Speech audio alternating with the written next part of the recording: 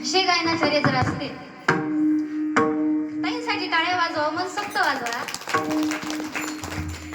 माऊलींची कृपा आहे, आळंदीकर आहेत म्हणा, पण खरंच नाही कुणाची पण पल्ल्यापोळीचं पण कोणीच झालं नाही ना. तोपर्यंत आपले सगळे, जोपर्यंत आपल्याकडे पैसा आहे, सगळे अनोळखी व्यक्ती म्हणतो राम राम, जोपर्यंत आपल्याकडे सत्ता असते, पैसा असते. पण तुम्ही कमवू नका त्यावेळेस घरचे भाकर देणार, भाकर. 18 वर्षाच्या नंतर बघा तुम्ही कमवू नका, घरी भाकर कुत्र्यागत फेकली जाते. का? पैसा नाही, सत्ता नाही. तोपर्यंत माणूस सगळे आपले असतात जोपर्यंत आपण योग्य असतो. बरं का, आपण योग्य होत ना, आपले सगळे, आपल्याकडे पैसा आहे ना, सगळेजण आपले. तुमच्याकडे पैसा जाऊ द्या, तुमच्याकडे सत्ता जाऊ द्या, तुमच्याकडे मान सन्मान, तुम्ही चुकीचे राहा, त्यावेळेस आपलं कुणीच नसतं, त्यावेळेस आपण एकले असतो. त्यामुळे कर्म करतानाच असं करायचं की ते योग्य असलं पाहिजे. आणि काही कर्म असे करायचे ज्याचा भागीदार भगवंताशिवाय कोणी नसावा. भगवंत भागीदार पाहिजे असे कर्म करा हो. कारण कर्म कुणाला चुकत नाही. तुम्ही कितीही माझे माझे म्हणा.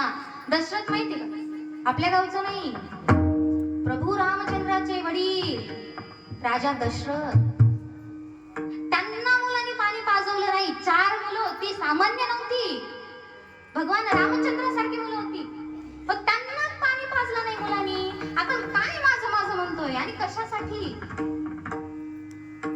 कोणीच नसतं भगवंताचं.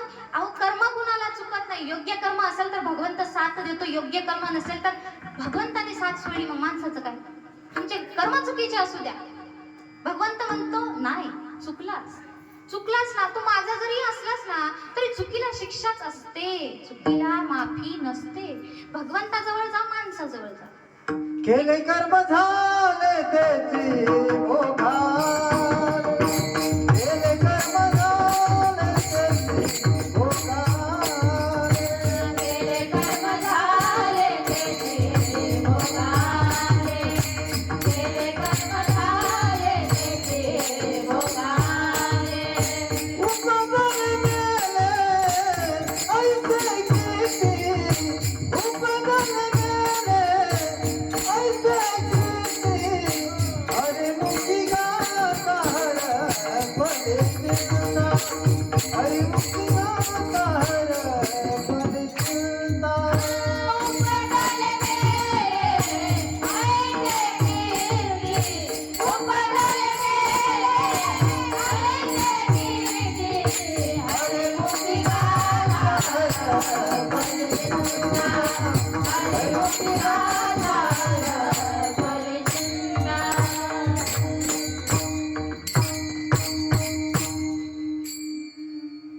केले कर्म झाले तेची भोगाले, उपजले मेले ऐसे किती, हरिमुखी गाता हरपली चिंता, त्या नाही मागुता जन्म घेणी.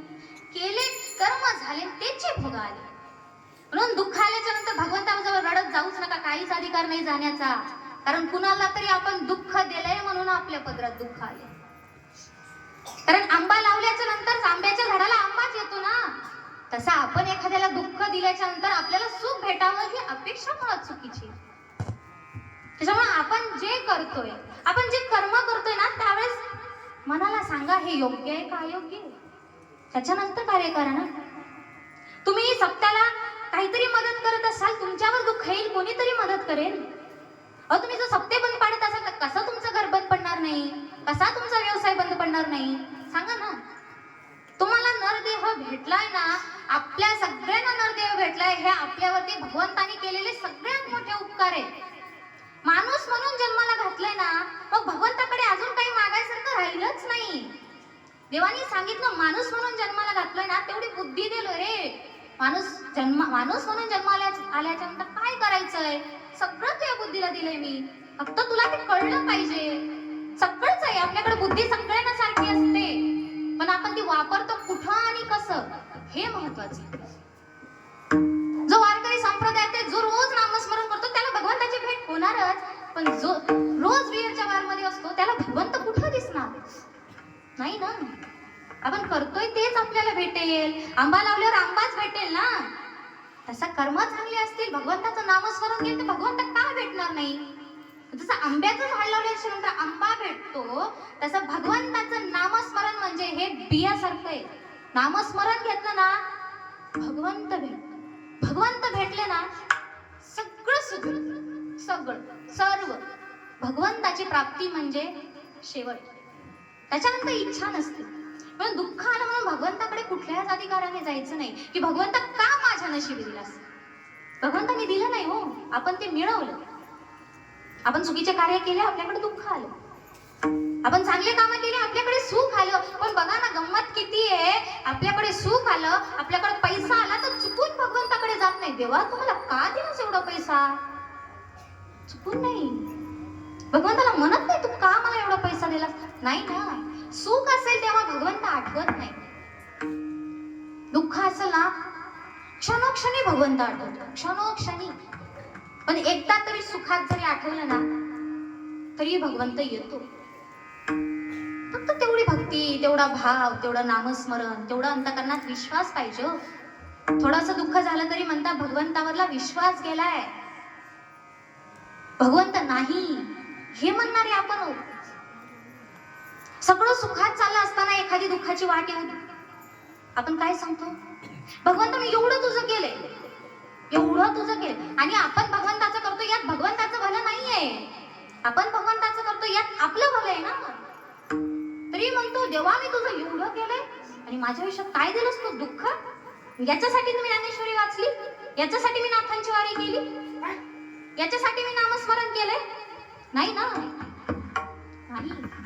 त्याच्यामुळे देणारा भगवंत आहे. देव भगवंत देतो, पण आपण जे केलंय तेच देतो. आपण चांगले कर्म केली, फळ चांगलं देतो. आपण वाईट कर्म केली, फळही वाईट देतो.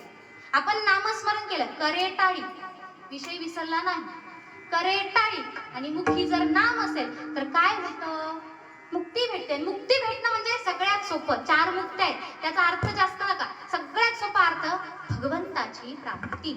मुक्ती म्हणजे भगवंताची प्राप्ती. आणि भगवंताची प्राप्ती मिळाल्याच्या नंतर सुख शोधणारच नाही. कारण सर्व सुखाचे आगर बाप रखमा सुखरूप ऐसा तुझा कोण आहे. सर्व सुखाचे आगर म्हणे नर हरी सोना. सगळं सुख भगवंताकडे, भगवंताच्या चरणाकडे. पण त्याची प्राप्ती कशी करायची. अहो 2 तास झालं मी हेच सांगते. मुखी नाम. काय करा, करे टाळी बोला आणि मुखी कोणतं, विठ्ठल विठ्ठल म्हणा वेळोवेळा. हे नाही ना, ठीक आहे ना, पर्याय कृष्ण विष्णू हरी गोविंद गोपाळ. विष्णू सहस्रनामामध्ये 1000 नाम आहेत, कुठलंही घ्या. पण फक्त घेताना अंतकरणपूर्वक पाहिजे. मनी नाही भाव आणि देवा मला पाव. भगवंताकडे जमत. आपल्याला वाटतं देव बघत नाही, अहो देवच सगळं बघतं. मांजर डोळे बंद करून दूध पितो, त्याला वाटतं कुणीच बघत नाही. अहो बघणारी असतात. तसं माणसाला वाटतं देव इथं नाही, मूर्ती आहे, देव कशाच आहे. ठीक आहे ना, एखादं काम चुकीच केलं, देव थोडी आपल्यालाच पाहत राहणार आहे 24 तास. किती माणसं त्यात आपल्यालाच पाहत राहणार आहे का देव. असं नाही, देव प्रत्येकाकडे निरीक्षण असतो भगवंताचं. आणि भगवंताला माहिती आहे की आपण काय करतोय. त्याच्यामुळे आयुष्यात सगळ्यांना दुखवलं तरी चालते, पण भगवंताला नाही. कुणाशीही खोटे बोला, पण भगवंताशी प्रामाणिक राहा. कारण सगळं संपल्याच्या नंतर निवारणारा भगवंत. आणि त्याची एक मोठी गोष्ट अशी आहे, आपल्याकडून सगळं संपल्याच्या नंतर आपल्याला आठवतो तो भगवंत. सगळं चांगलं असताना भगवंत आठवू शकत नाही, अजिबात. सगळं संपल्याच्या नंतर आठवणारा म्हणजे भगवंत. त्याच्यामुळे आपल्याकडे वेळ आहे, आपल्याकडे वेळ आहे भगवंताचं नामस्मरण. आणि आपण भाग्यवान आहोत, कलियुगामध्ये जन्माला आलोत. कशासाठी आलोत, भगवंताचं नामस्मरण करण्यासाठी. कारण हा नरदेव दुर्लभ आहे हो. ज्याला जन्म घ्यायचा त्याला जन्म मिळत नाही. नरदेह दुर्लभच जाणार. त्याच्यामुळं नरदेह दुर्लभ आहे आणि हा नरदेह जाणार आहे, राहणारा नाही.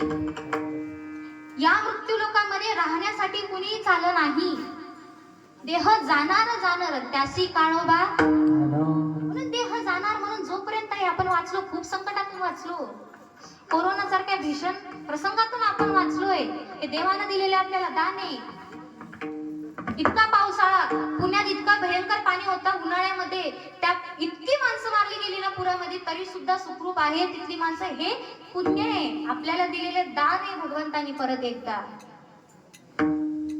त्याच्यामुळे काही करायचंय, काहीच नाही. करे टाळी बोला. त्याच्यामुळे सगळ्यांनी हात, दोन्ही हात वरती करा. हरी विठ्ठल विठ्ठला विठ्ठल विठ्ठला विठ्ठल विठ्ठल विठ्ठल विठ्ठल विठ्ठल विठ्ठल विठ्ठल विठ्ठल